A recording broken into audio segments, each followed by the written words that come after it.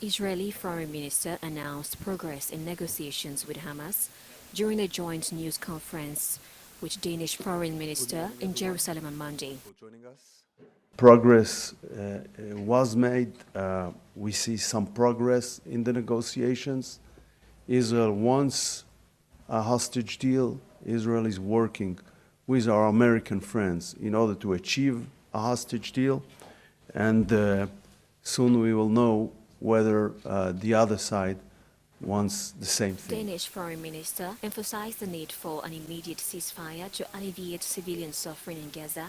There's an urgent need for a ceasefire in Gaza in order to get the hostages out and in order to put an end on the immense suffering of so many innocent civilians.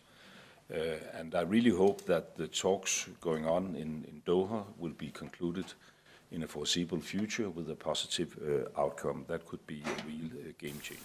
The US, a key ally of both Israel and Denmark, has been instrumental in facilitating the talks. US officials have worked to bridge gaps between the parties, but the final outcome remains uncertain as both sides assess each other's willingness to move forward.